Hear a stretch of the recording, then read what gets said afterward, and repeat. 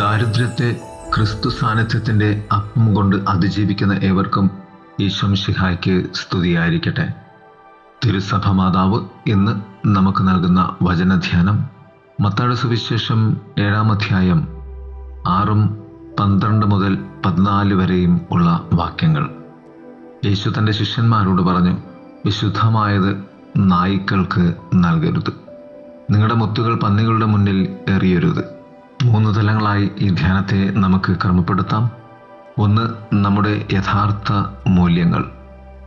നമുക്ക് ഏറ്റവും മൂല്യവത്തായത് സംരക്ഷിക്കാൻ ഞങ്ങൾ വളരെയധികം ശ്രദ്ധിക്കുന്നു. ഇതാണ് നമ്മുടെ ജീവിതത്തിൻ്റെ പരമപ്രധാനമായ ലക്ഷ്യം. നമ്മുടെ ബലഹീനതകളുടെ വെബ്സൈറ്റുകൾ സർഫ് ചെയ്യുന്നു. നമ്മൾ ഓഫീസ് ഗോസിപ്പുകളിൽ ആളുകളെ മുറിവേൽപ്പിക്കുന്നു. ആവശ്യക്കാരോട് നമ്മൾ ഹൃദയം അടയ്ക്കുന്നു.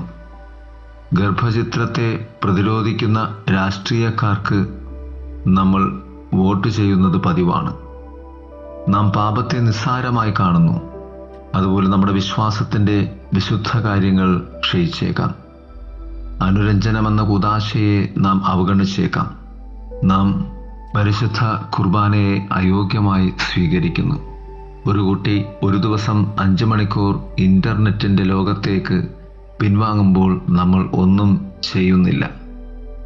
കത്തോലിക്ക വിശ്വാസത്തിൽ നിന്നും നമ്മുടെ ഏറ്റവും അരികെയുള്ളവർ പോലും ഇറങ്ങി നടക്കുമ്പോൾ നാം അവരെ കൈക്ക് പിടിച്ച് തിരികെ കൊണ്ടുവരുന്നില്ല.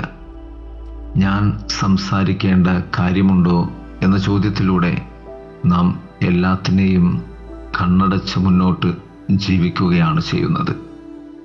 2, മറ്റുള്ളവരോട് ചെയ്യുക.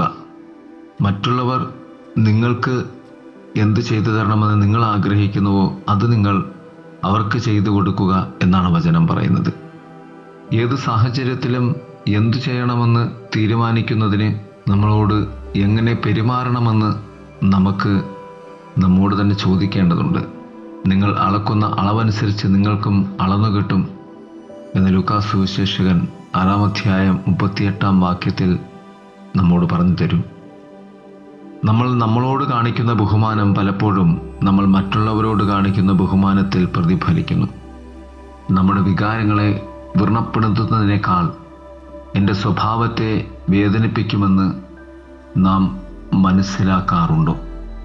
നിസ്സംഗത, മറ്റുള്ളവരോടുള്ള കോപം എന്നിവ നമ്മിൽ ഒരു പ്രശ്നത്തെ സൂചിപ്പിക്കുന്നതാണ്.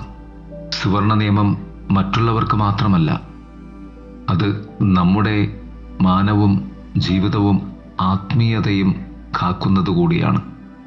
ഞാൻ പതിവായി ദാനധർമ്മം ചെയ്യാത്ത ആളാണോ?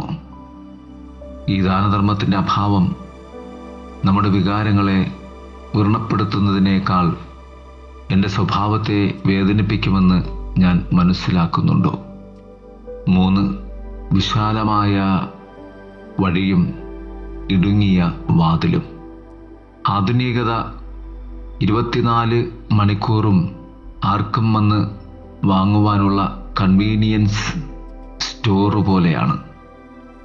നമുക്ക് എപ്പോൾ വേണമെങ്കിലും എന്തും നേടാം. വിവാഹമോ ആത്മനിയന്ത്രണമോ അല്ലെങ്കിൽ നമ്മുടെ രക്ഷയോ ആകട്ടെ, ജീവിതത്തെക്കുറിച്ചുള്ള എല്ലാം എളുപ്പമായിരിക്കണമെന്ന് നമുക്ക് ചിന്തിക്കാം.